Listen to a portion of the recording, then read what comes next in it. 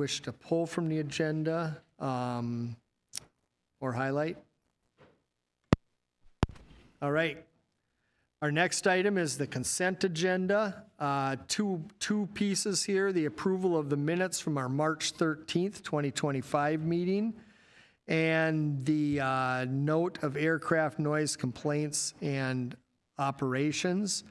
If there are any questions on that one, they can contact Carrie.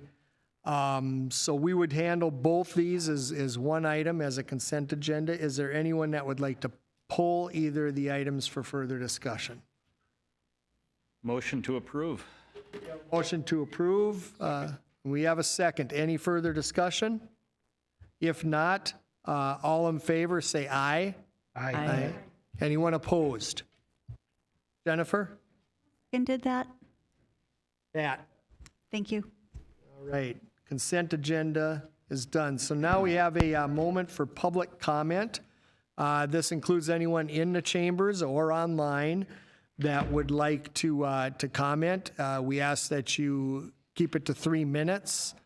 Is there anyone that would like to comment to the advisory commission?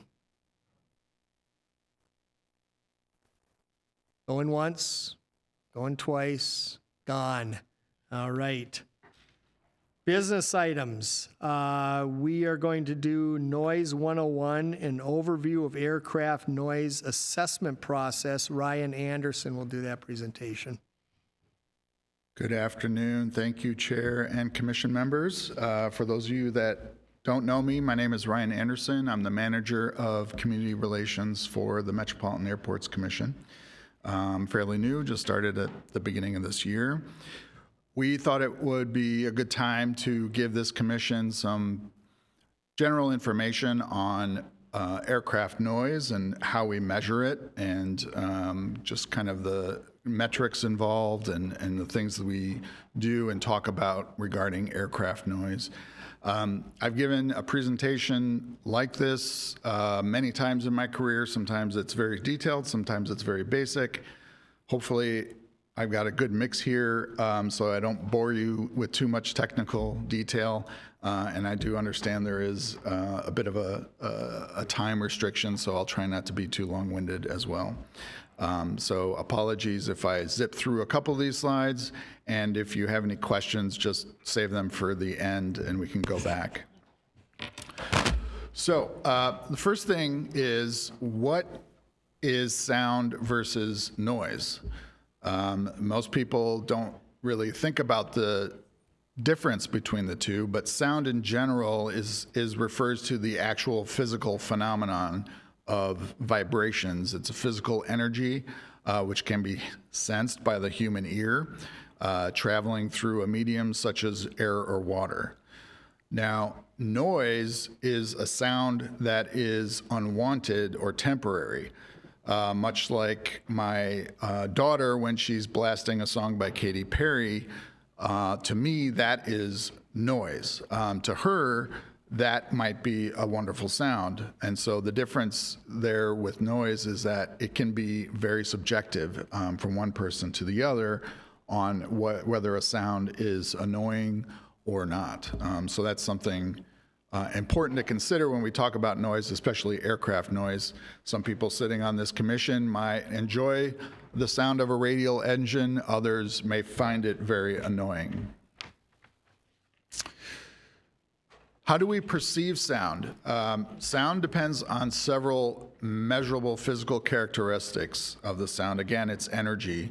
And so there's certain characteristics that if you change any of them, may change the way people relate to that sound. So intensity, which is the volume, frequency, which is the pitch, high or low, changes in sound level, is it changing level rapidly or gradually?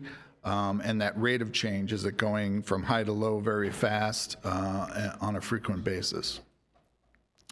Some other factors that affect our response to noise is emotional and physical variables.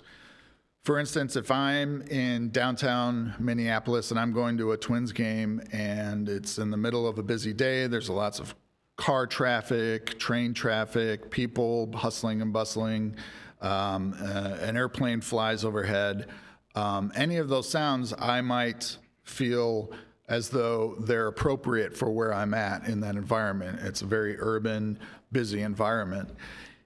If I'm in my backyard, however, let's say in Apple Valley, and it's a nice quiet neighborhood, and I'm trying to enjoy the scenery and listen to birdsong, and an airplane flies over, I might have a different response to that noise based on where I'm at, my perception of what control I have of the environment around me. So those are several scenarios that really change how one person might react to a noise response. Now, we measure noise with a metric called decibels, and decibels is a logarithmic unit of measurement on a loudness scale. It is not linear, and because sound energy, the threshold of hearing to what is painful to the human ear is such a wide range of pressure levels, those values become unmanageable. So we use a logarithmic scale rather than a linear scale. And I'm sure you're familiar with other linear or logarithmic scales, such as the Richter scale when describing the earthquakes, the power of earthquakes, or the Fujitsu scale when discussing the damage of tornadoes. One level to the next is not a doubling of increase, but it's actually a tenfold increase on that linear scale. And so it kind of takes a little bit of shift in mind of trying to understand one level to the next. For instance, two sounds of the same level are not perceived to be twice as loud. For instance, if I'm at my lake house and two boats go by at the same time and they have the same motor, is that twice as loud as if it was just one boat? No, it's not. It's a logarithmic increase, so it's actually only a 3 decibel increase rather than a doubling. A 10 decibel increase would actually double the acoustical energy. So let's look at some of that addition and how we're looking at decibels on a logarithmic scale. So let's say I've got my son in his go-kart and I've got my sound meter and I record him as he goes by, and he records at 72 decibels. Now he's got his brother with him in the same exact go-kart and they go by at the same exact speed. Will my sound meter record 144 decibels? No, it's going to only record 75. It's only a 3 decibel increase. So again, that logarithmic addition is something to consider when we're talking about decibel levels and doubling of noise sources. Decibel weighting. So we weight the decibel levels for various uses. We refer to the A weighting is the decibel weighting we use in most of our applications because it most closely relates to the range of the human ear, which is about range of hearing, about that we hear like conversation and things at around 3,000 hertz. And so we weight that scale so that it applies those weightings to account for the range of hearing. So a few rules of thumb when we're talking about decibels. So the smallest detectable change by the human ear is about plus or minus 1 decibel, and that's only if you're in one of those rooms where they check your hearing and it's soundproof and there's nothing else going on and it's very quiet. Mostly, the average person can notice a change in plus or minus 3 decibels. Again, adding 2 like sounds only adds 3 decibel increase. It does not double it. So what does that mean? How does that translate to aircraft operations? So think about that. If we were to double the amount of airport operations at Airlake, on average, if we were to average that out, that would only be a 3 decibel increase, versus we wouldn't actually be doubling the energy level, if that makes sense.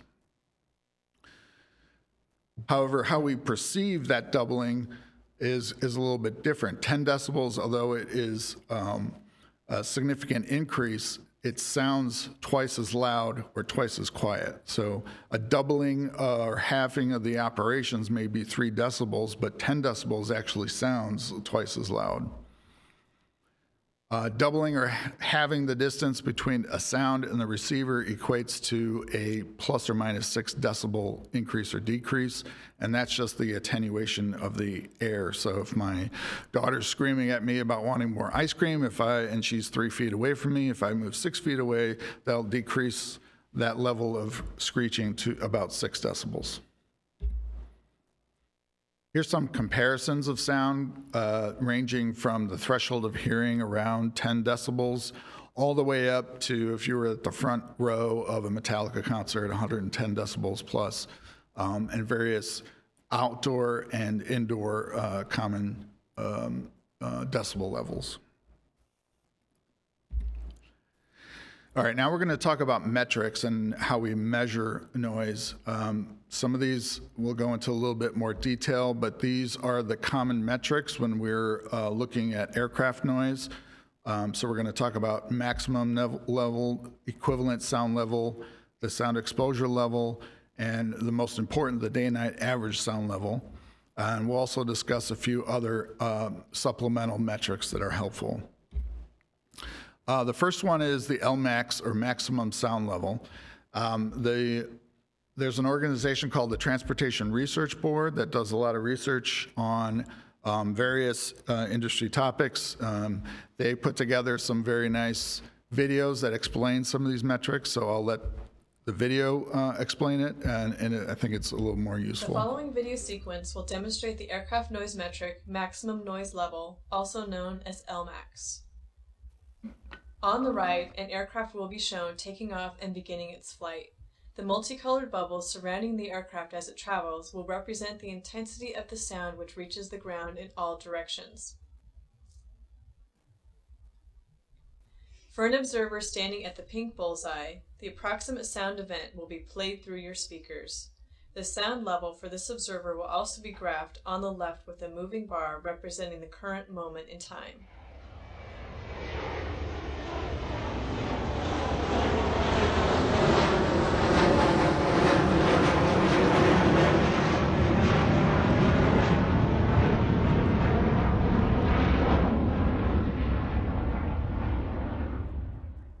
For an observer located at the pink bullseye, the aircraft's sound level gradually rose, reached a maximum, and then gradually fell.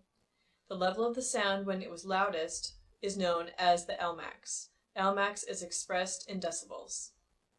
So that's one of the more fairly straightforward metrics, and again, it's just that peak level of energy when the noise source goes by or starts and ends its noise event.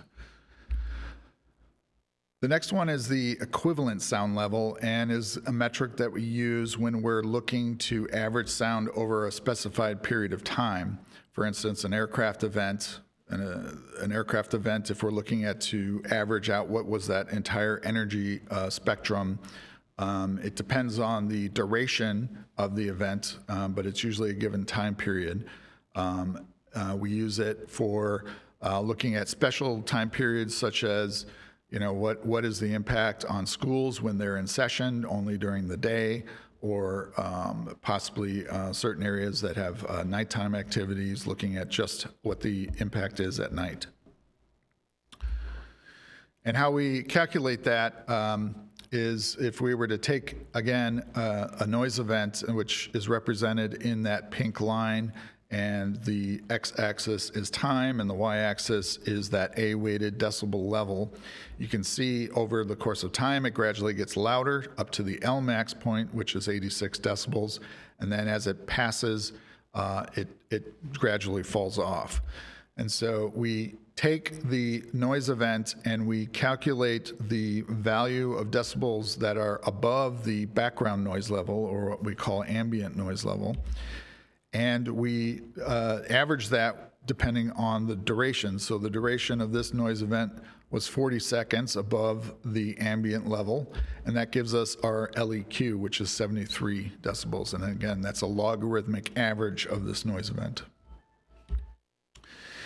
The next metric is the sound exposure level. And again, I'll let the Transportation Research The Board following video explain sequence it. will demonstrate the aircraft noise metric, sound exposure level, also known as SEL. On the right, an aircraft will be shown taking off and beginning its flight. The multicolored bubbles surrounding the aircraft as it travels will represent the intensity of the sound which reaches the ground in all directions.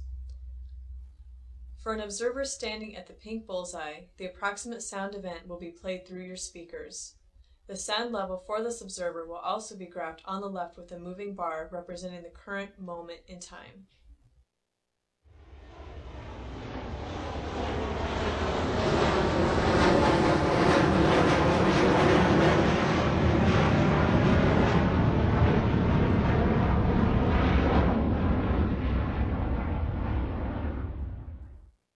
From the beginning of the sound event until the end, a certain amount of sound energy is transferred from the aircraft to the observer.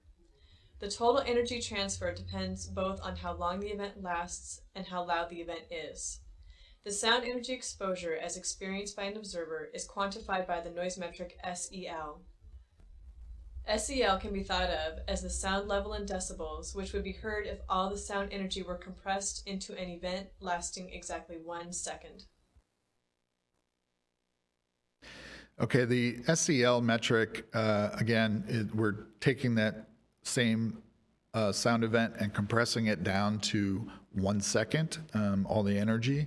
In my opinion, it's one of the more difficult metrics to at least describe to the layperson and use as a metric to describing impacts that they experience in their day-to-day lives.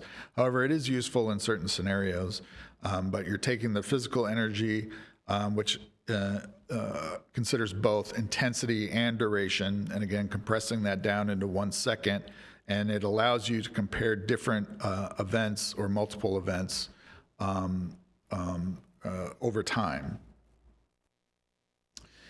The next metric is the day-night average sound level metric, or DNL, which is the most important of all these, as it is the metric that has been adopted by all federal agencies when disclosing aircraft noise impacts in relation to airport activities or other activities. So it is the one we use the most, and so we're going to spend a little more time on this metric in particular. The following video sequence will demonstrate the aircraft noise metric, day-night average sound level, also known as DNL. As the video begins, aircraft are shown flying arrival and departure procedures to and from a major airport in high speed.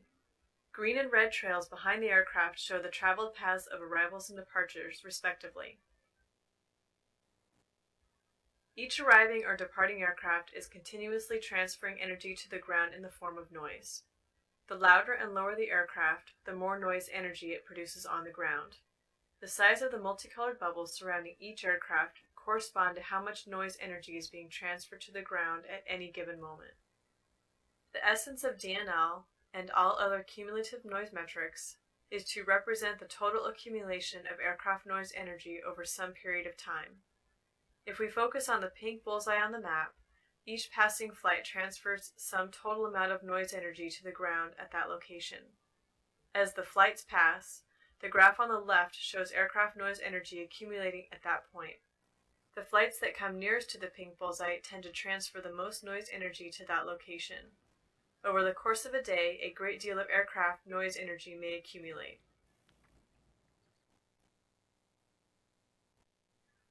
DNL is different from many cumulative metrics in that it puts an extra emphasis on nighttime flights. Nighttime flights are defined as those happening between 10 o'clock p.m. and 7 o'clock a.m. To account for the extra sensitivity many people have to nighttime flights, the calculation of DNL multiplies the actual noise energy transferred from these flights by 10. In other words, a flight at night counts 10 times as much in the calculation of DNL as a similar flight in the day. This is referred to as the DNL nighttime penalty. At the end of a full 24-hour period, the DNL value can be calculated. To calculate DNL, all the accumulated noise energy from the daytime and the nighttime is added together, including the influence of the nighttime penalty. The total noise energy from the day and the night is then distributed evenly over the entire 24-hour period. With the aircraft noise energy distributed evenly, the result is a single continuous noise level in decibels. This level is the DNL. Okay, again, so DNL is a cumulative noise metric, and it's taking that time average sound level over a 24-hour period and adding that 10 decibel nighttime weighting so that we have a total sound energy average for a 24-hour or longer period. It is the metric of choice in the airport world, and we use it to define noise contours of equal exposure for various purposes, including any environmental studies that require disclosure of environmental impacts. Like I said, DNL has been accepted by all federal agencies. To this date, it is still a required metric when disclosing noise impacts.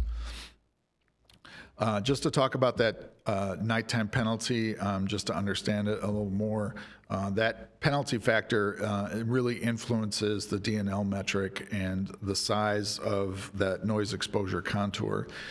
So if we had, for example, 75 flights during the daytime, those flights would be considered at night. If I'm sorry, I can't read that with my glasses, but I think that says 20 flights at night would be treated like 200 flights. So again, it's that tenfold weighting factor of nighttime operations. So even though we only had 20 flights at night, those are weighted much more heavily than those flights during the day. Here's another example of the DNL metric and how it kind of plays out, and can be complicated, and it has resulted in some controversy in its use.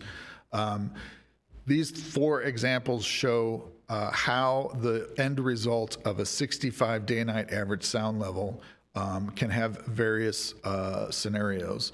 So in the first scenario, you have a single aircraft that there was one flight in that 24-hour period from a single aircraft, and it created an event of 114 decibels. Okay, average that out over logarithmic average over a 24-hour period, you get a 65 decibel DNL. Scenario B, we were to take 10 flights at 104 decibels. That also equates to a 65 DNL. 100 flights at 94 decibels is also a 65 DNL. So you can see where this goes to almost 1,000 flights at 84 decibels in a given day is the same result as one flight at 114 decibels. So the DNL metric, while it does do a good job of describing cumulative noise impacts over a given period, especially over a year or a given period of time, it doesn't do a good job of describing frequency.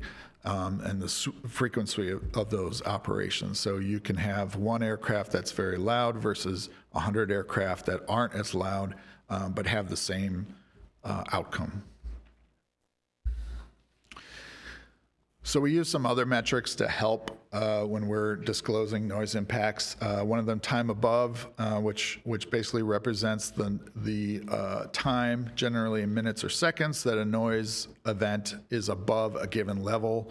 For instance, there were 30 minutes in a given day where the noise events were above 80 decibels. So that would be time above. Number above is a little bit flipped, where we represent the number of events by the level of, for a specified noise level for a period of time. So 30 aircraft events a day above 80 decibel LMAX. So it's quantifying the number of events versus how long those events lasted. So now I want to talk about some thresholds of significance. And so again, the FAA requires the use of the DNL metric in disclosing noise impacts. And there are 3 thresholds of significance that the FAA is required to consider. One being the threshold of the 65 DNL or greater. In disclosing noise impacts for various studies, environmental studies, they consider anything above the 65 DNL to be a significant noise impact.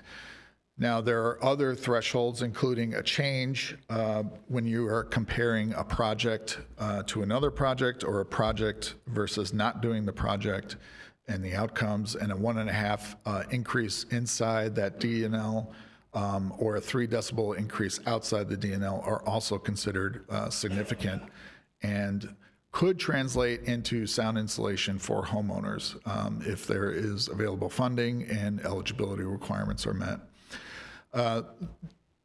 At the end of the day, though, no matter where a threshold is set, there's always going to be people living just outside of that threshold, and so you're constantly going to have to be, we can't mitigate everyone, and so we're constantly having to have conversations with people that, unfortunately, you are definitely impacted by aircraft noise, but not significant enough to require mitigation.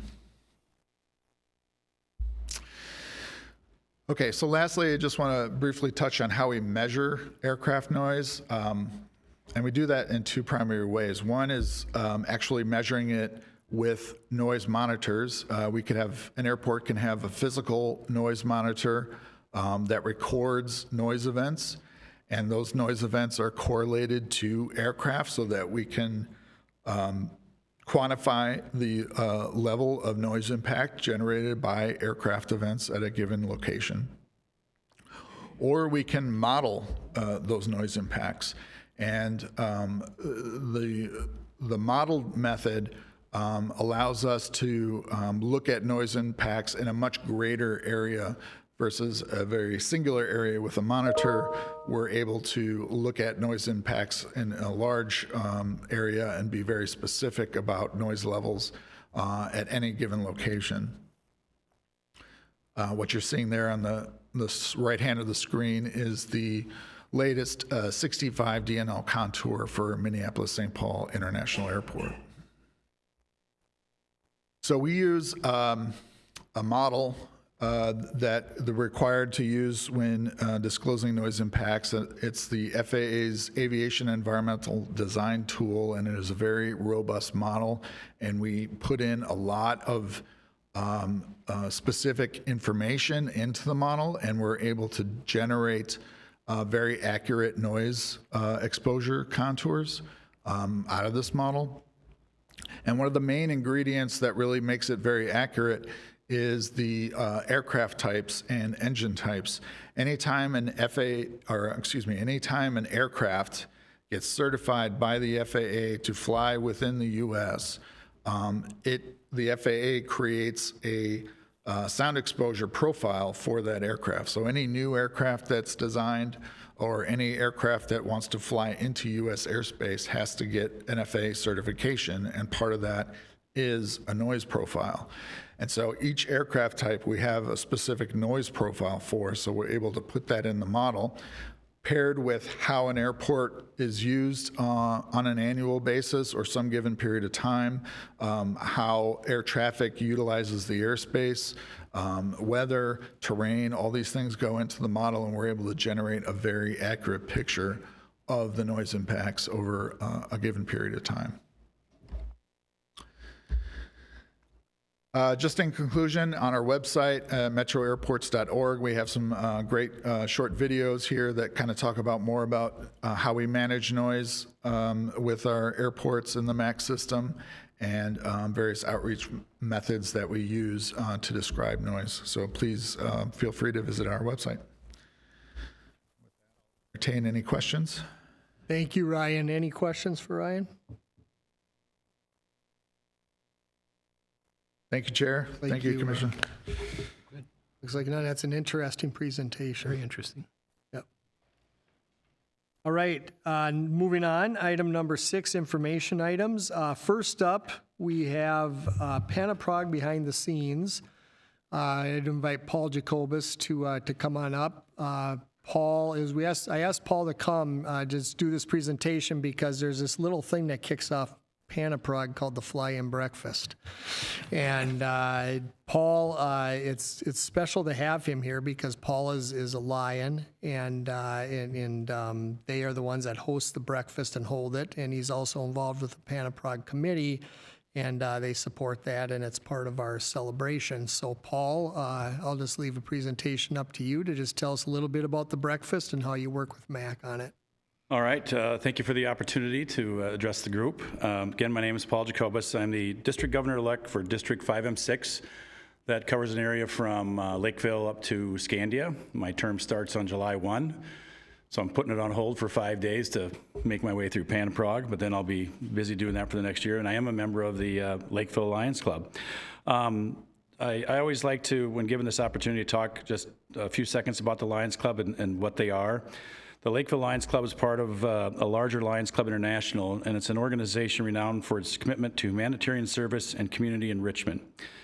The Lakeville Lions Club embodies that values and principles of its parent organization, striving to make a difference in the lives of individuals in the Lakeville community and beyond. So while this is a fundraising event at our Fly-In Breakfast out there, what we're really doing is we're raising dollars for that so we can give back to the community and try to make change for the positive. And this certainly is an event that, along with the Panaprog events, that helps us achieve some of those goals. The club was founded in Lakeville in 1953, so over 75 years. I'm not a mathematician, but we focus on vision, health, youth, community, humanitarian needs, environment, and hunger issues. Those are kind of grab everything when we focus on those things. And but I am here to talk about the Fly-In Breakfast and kind of how our partnership works. We're a great group of people, but we can't do it by ourselves within our club. We're 120 members. We're growing. There's a lot of Lions in Minnesota, like 17,500 and 500 clubs. And we're just one club doing our part here in Lakeville. We did about 2,200 volunteer shifts last year, and we served and touched the lives of 51,000 people throughout that year. And in the middle of that, we raised some money and we donated back over $366,000 in our last fiscal year, which is a record year for us doing that.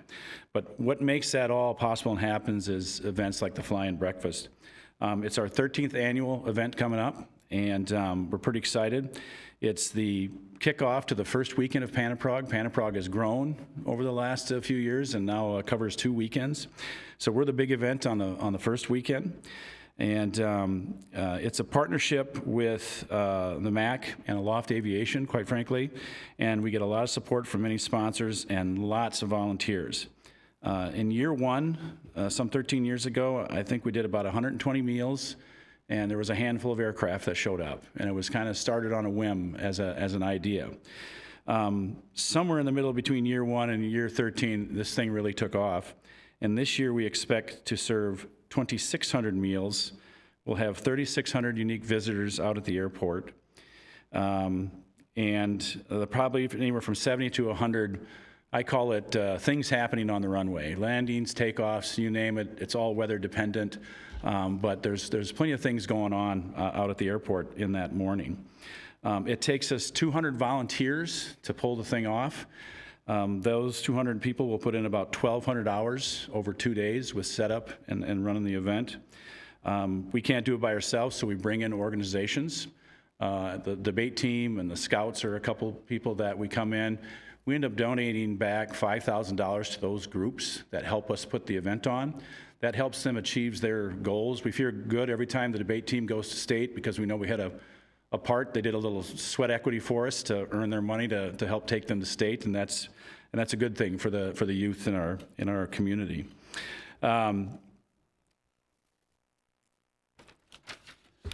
I want to talk about the help we get, and I'll talk about the MAC and Aloft here in a second, because those are the linchpins of why this thing all works out at the airport. But we have great partners like Safety Signs. you realize when you're parking in an alfalfa field out there, you need a little help. And so Safety Signs brings us 300 cones that we have to set up. The city helps out. They bring us out 30 barricades because giving people an opportunity to drive vehicles near an airport, they'll go wherever they want. So we have to really barricade stuff off in the idea of safety. More Golf helps us out. They get us 11 golf carts to which we can transport many people. We'll park over 1,200 cars out there at any one time. That's a lot of parking in one spot for the city of Lakeville. And it really is quite a wonderful thing to see it all come together. And I always like giving the numbers on this thing because I find them entertaining. Not quite as technical as the previous presenter, I apologize. Mine are more really kind of numbers. So we will go through 20 gallons of syrup at this breakfast, which that's the small number. The numbers climb. 25 pounds of coffee. We grind it all and brew it ourselves out there. 28 gallons of milk, 34 pounds of butter, 50 cases of water. We use 108-foot tables. The significance of that is that 77 of them are used for seating. So our restaurant seats 616 people at any one time. So we have to turn that over a few times in that morning. So that's a number of mine that are most fun. 104 gallons of OJ, the most expensive thing you can buy in a grocery store right now. We go through 104 gallons. 130 gallons of water. We bring out our own water for the coffee and the pancake mix that's made. 400 pounds of pancakes mix. 560 pounds of eggs, and if you're a food service person, that's 5,800 eggs that we go through that morning. And then we top that off with 4,500 sausage links to make sure everybody gets their protein. So it's quite a thing. We always go and look for help and ideas of how to do this, and we suddenly find out we're the only ones that know how to do it. And so we just kind of keep making it up as we go to ensure when people come out there, they have a good time. But key in that support that allows us to put on a great show is I'll start with the loft. Adam, right there. What a brilliant, beautiful building that was put up on the south side of the runway. We were in the resource hangar for many years. And then once that big, beautiful building went up, we said, hey, it's time to move. A whole nother chore to convince the 2,000 people that were coming every year that they needed to continue down Cedar and come in the south side of the runway. But Mac and a lot of social media and Panaprog helped us, and we were so happy that everybody showed up the year we moved it and that they weren't stuck. We have CAP Patrol, Civil Air Patrol, that helps us out on the other side to make sure nobody goes driving in the wrong side of the airport and things like that, but that's always good. And Adam basically, through his graciousness, doesn't charge the Lions for the use of facilities. And what that enables us to do is feed all the kids with their parents under 4 for free. So he's basically, with his small rental rate for the facility that day, has allowed us to feed over 350 kids every year. And that would have cost families $3,500 retail if they had to feed those kids. So it's a nice value and partnership of us working together, because it's a great place to go and visit. We worry about being right on the 4th of July weekend, but not everybody makes it up to a cabin. There's a lot of people in town, and this is a great place to go with your kids and let them experience aviation and see stuff and have a lot of fun. And when they don't have to pay for that 4-year-old, that really kind of makes it a pretty sweet deal and a great event. So the talk value of year after year of young families coming out has been fantastic. So Adam, you're here. Thank you very much for that support that you've given us for all the years. Sam and the team at the MAC out there, we work with him on safety issues. We have a list that's very long that we go through. It started out, we were just Lions making pancakes in a building. And when we really, about 8 years ago, we figured out, no, this is a Lions event, and we are involved in all aspects of making sure that it's a safe environment for everybody out at the airport, and we lean heavily on the MAC to ensure that we're doing all the right things as an organization, because one thing bad happens and it's no good for anybody. So we're overly cautious and always preparing on that. But they help us with that. If there's approvals that are needed, every year we submit to the government to try to get a flyover. We've got one a few years back. Some C-130s took over and came over. We're always working to try to get something to fly by. We're not an air show, we're just a breakfast, and that's a very important distinction. But a flyby is perfectly acceptable, and so we'll always try to get in something like that. The MAC also supports us with the Paint the Plow, in which they bring out one of their plows and they allow kids to paint all over the front end of the plow. And last year I really freaked out because they had one of their brand new plows out there, and then I saw kids starting to paint on that, and then the young lady from the MAC told me to relax, it's just water paint, they wash it off when everybody leaves. So that was good to know, because I thought we were going to get a big bill. Paint the Plow has been good. We're actually going to do a Paint the Plane. There's a fuselage going to show up out there this year that somebody has donated and allowed us to use. The equipment, they work with John out there, brings out all the equipment that is at the airport and puts it on display, and that's when the people of Lakeville finally figure out that it's really an airport with some really big equipment. And while the kids are climbing all over it, honking the horns, the parents are sitting back kind of looking up going like, wow. And that's, again, a great partnership to spend the time and put that out there in front of us. And the last thing that they're helping us do is somehow Sam every year gets all the millings from the airport replacement projects going up in the city. I think it's St. Paul this year, and then that's helping us make at least one nice little road back out into the parking area of that big alfalfa field that sits back there. So last year we had to have a tow truck out there because it was a little mushy, and we're prepared for that. We're prepared for all this rain that's coming down right now, and the fact that the alfalfa is above knee high.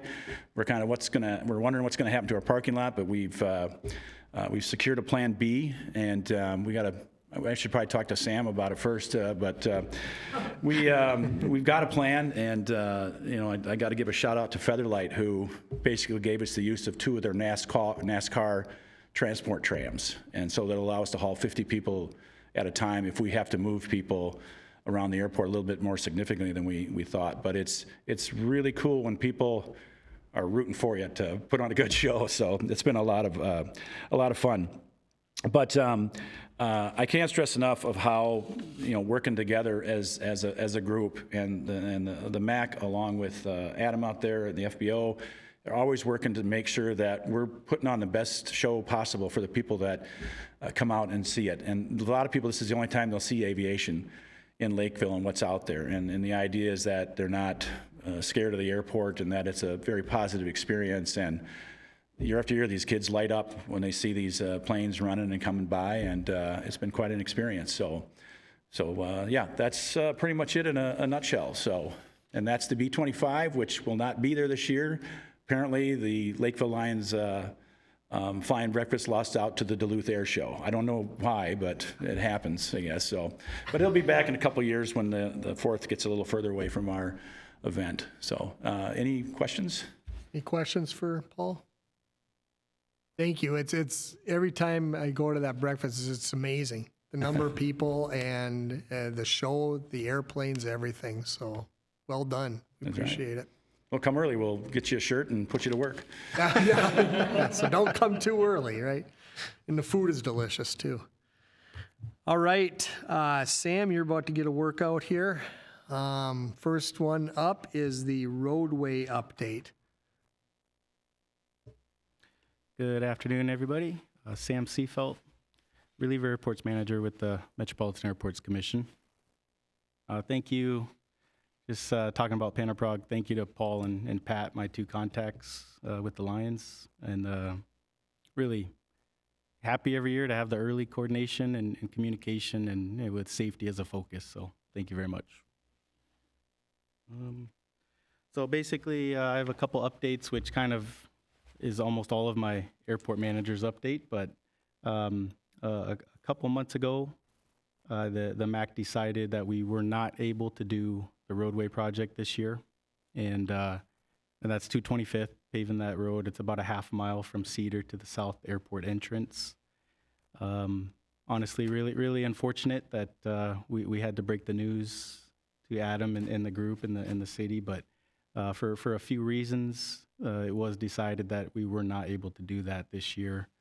One being that we did separate the road from the runway reconstruction and extension project in order to try to get it done, but due to some progressing and positive communications with the pipeline companies.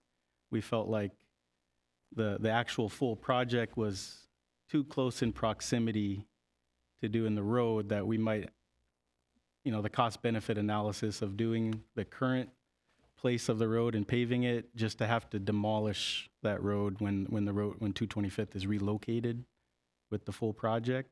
That is why, one of the reasons why it was kind of passed on.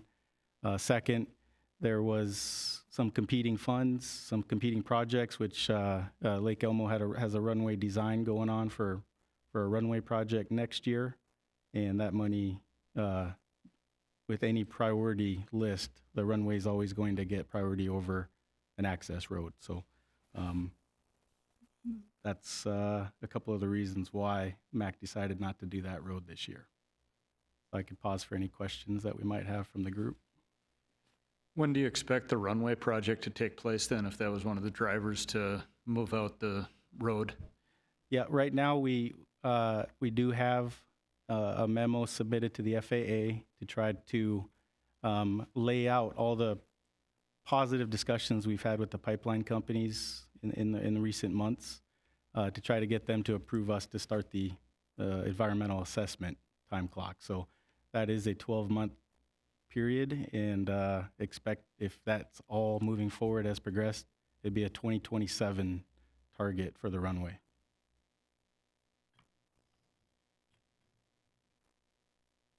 And the road then would be part of that project in 2027? Correct.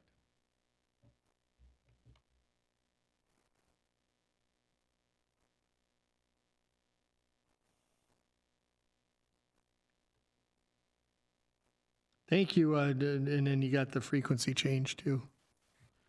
Right, yep. So our next period, after putting a pause on the frequency change back in February, and being able to do kind of a better evaluation of traffic counts and operations at New Richmond Airport, as well as Red Wing, which is the alternative frequency that has been identified.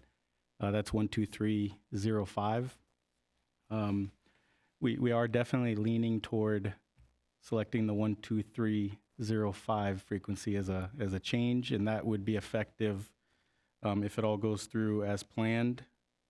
October 2nd would be the changeover date.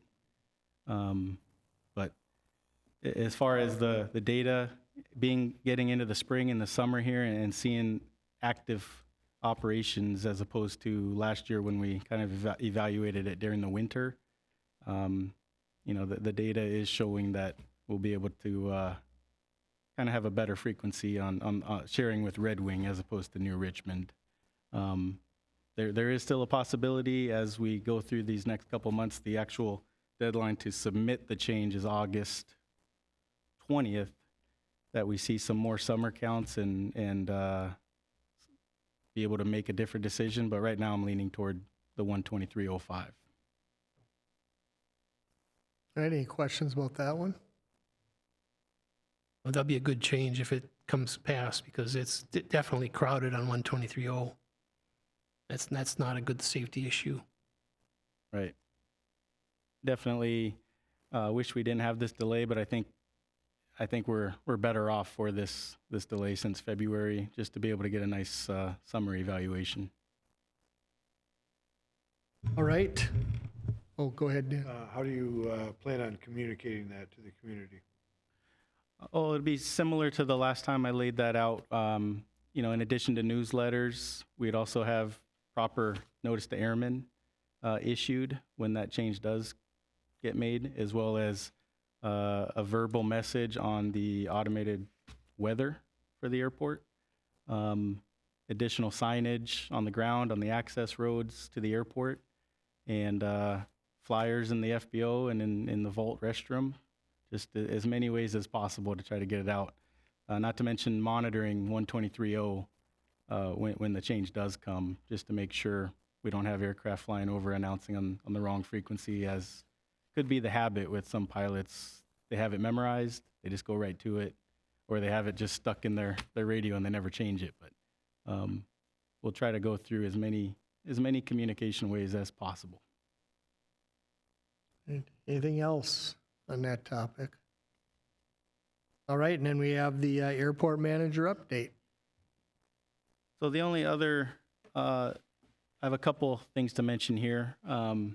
We've been under construction at our airport shop since middle of April, and we do have a target completion date of the first week of July. But just to, reiterate the positive change there is that we actually have a environmentally friendly and a building with proper HVAC for our employees that work in the winter and the summer there, and proper sleeping quarters for when they have to stay overnight for 1 to 3 or 4 days through winter storms. So just happy that project actually got done, and it's looking really good right now. So we won't have that construction going on at the airport in July. And then the October barbecue that's currently scheduled has a possibility of moving up into August or September, but I'll communicate that at a later date. Nice. Questions or comments on the manager update? With none, we'll move on to number 7, member announcements. Are there any members that have any announcements for the good of the order? Well, I guess I don't have an announcement, but, Sam, I'm sorry that you're going to be the brunt of my conversation here, but I've now been told since 2020 that I'm going to have a road. Okay, I was assured as recently as April 18th by the MAC that the road was still happening this year. And it actually had to come to me through rumors that it was canceled. And I honestly, that really doesn't make me happy, okay? We have tenants on the south side, all right, that are driving down a muddy road. I mean, it's horrible. If you go out there today, it is just a slop pit. I have 2 people here in the audience right now that are going to be opening a restaurant with me. Okay? We could be putting business out there. There could be additional tax revenue for the MAC. Okay? You could have tenants that are happy. I don't like hearing that Lake Elmo's design, you say, well, we don't want to put a road in because it's 2 years. Well, that's 2 years of impact on my business and then everybody that's out at the airport. So I'm required to have pavement. I'm required to have a paved parking lot by the MAC. And I have to drive down a damn dirt road.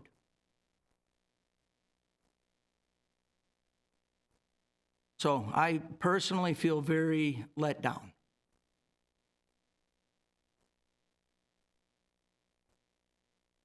Anybody else?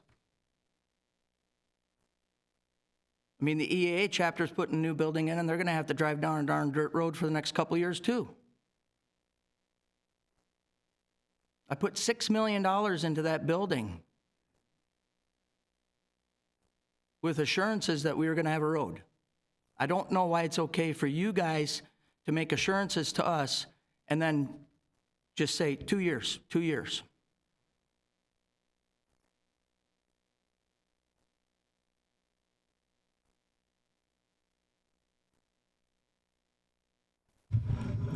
I guess I'm interested in the MAC's response to Adam.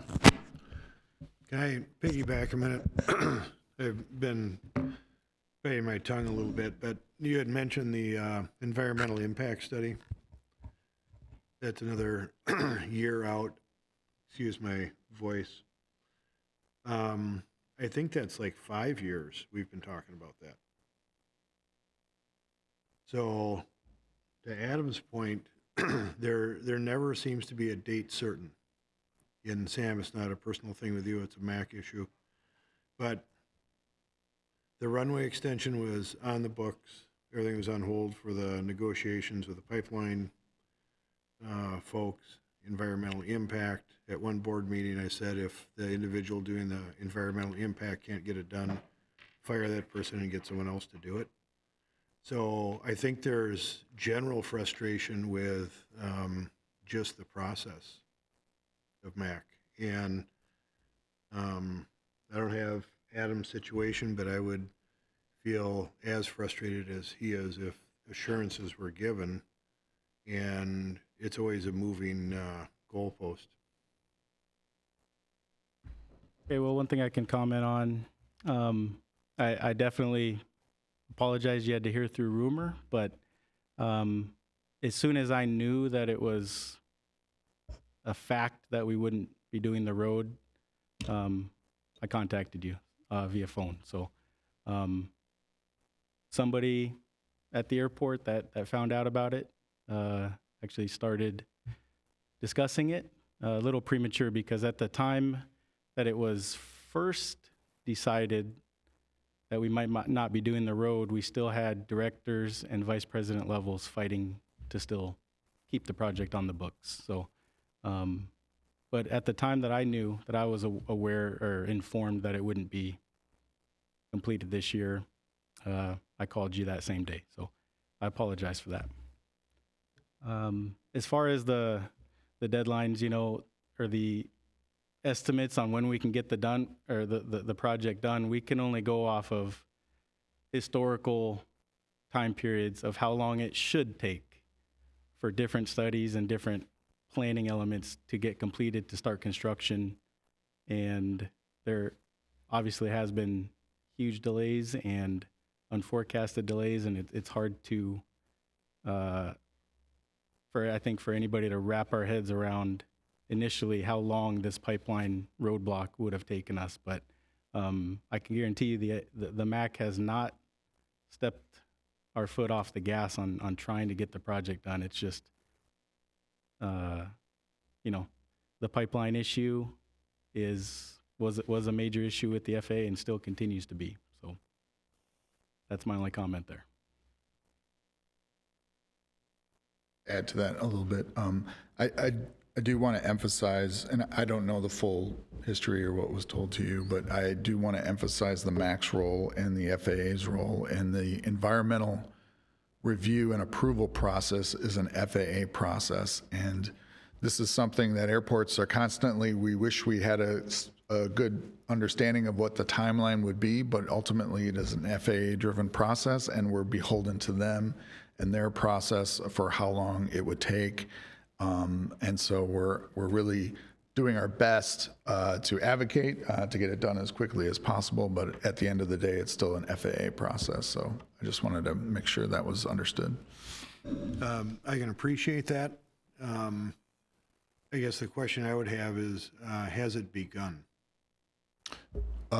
So as Sam mentioned, the MAC sent a memo to the FAA getting them up to date regarding their concerns about the pipeline and our desire to start the process.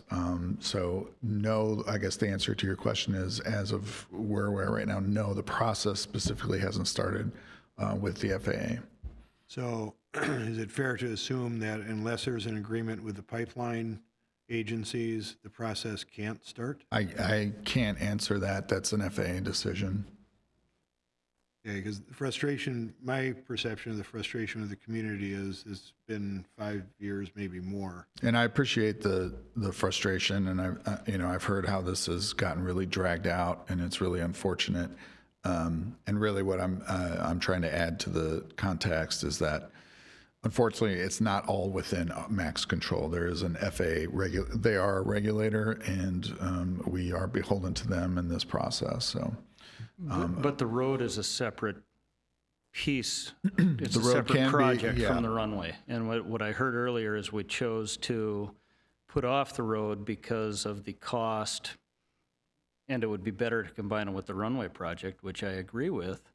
However, you have Adam and his team are trying to build a business, and it's a absolutely beautiful building that is set up to bring in business jets.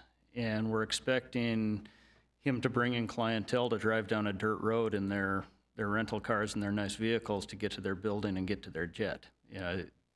There's something that's missing here because we just keep kicking the can down the road and, we don't want to spend the money. This is going to happen in 2027. Well, I have a feeling we may be sitting here in 2027 and we're still not going to have a runway project that's moving forward. So what is MAC going to do for Adam to put a stake in the ground and say, this is when we're going to put a road in? What I can say today is I truly appreciate the frustration with the timeline, and we'll take these comments and concerns back to MAC leadership. But that's all we can say today. Do you mind if I ask one more question?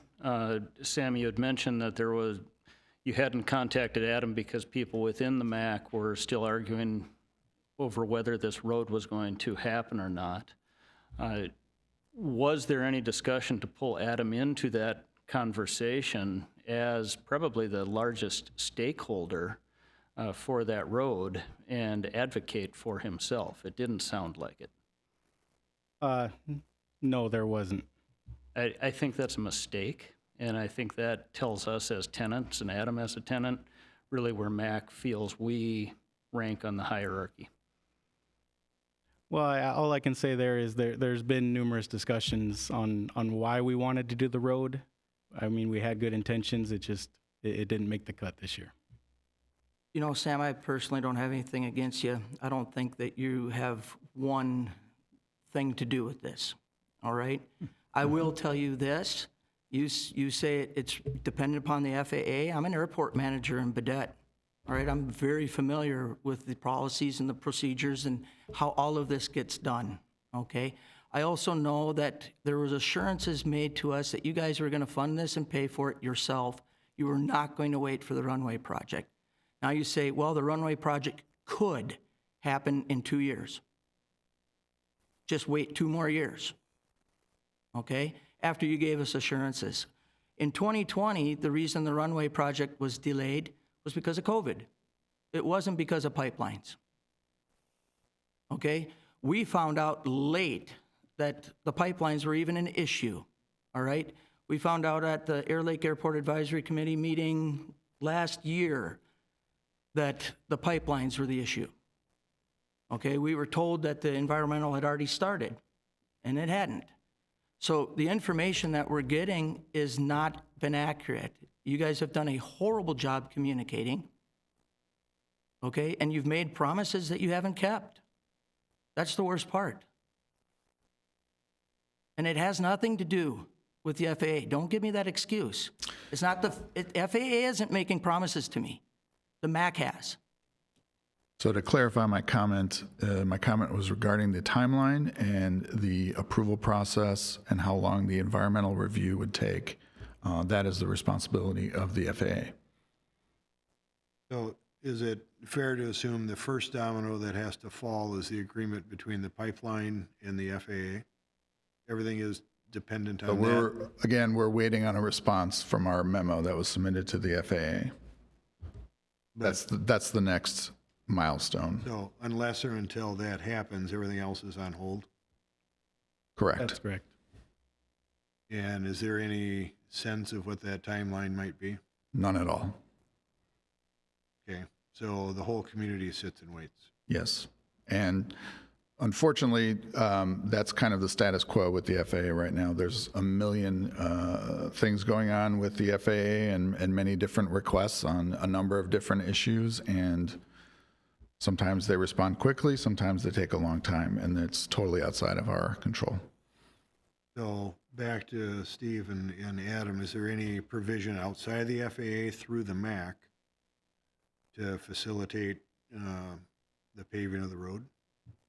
Because if I can't speak to that today. What I have said is that I will take back these comments and concerns to the MAC, but as of today, the roadway paving project has decided to be back included and paired with that runway project because the road will have to be demolished, and because we're close in now to when we anticipate that runway project to start, that's the decision was made. But the comments and frustration have been very clear, so I'm happy to bring those back. Would you be willing to meet me at my hangar after this meeting and drive down the road? Maybe you could take a little bit of the road with you.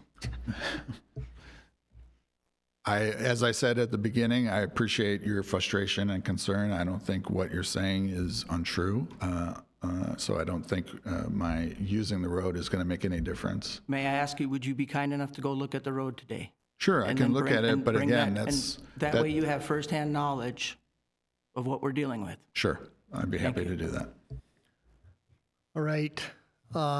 Any other questions or comments on the road topic? I know that we've been talking about this for quite some time, and we've had, one of the issues early on was it just didn't seem like anything was getting done, and it seemed, whatever we could do to expedite the process, and especially if there's anything creative we could do to look at the max stake in the road there. Any other member? John, can Yes. I add one thing? Go ahead. With all due respect, Adam's put a lot into this, and I admire him for that. I think it's a lot broader than just Adam's business. If these gentlemen want to put up a restaurant in there, if more clients want to come out, it's really a stranglehold on the community. It's not just Adam's business. I mean, there's a lot of potential customers that I think are not being served, and a lot of people that could have a nice dinner experience out there. So it's more than just one FBO's success. I think it's a lot broader impact to the city of Lakeville. All right, any other member comments?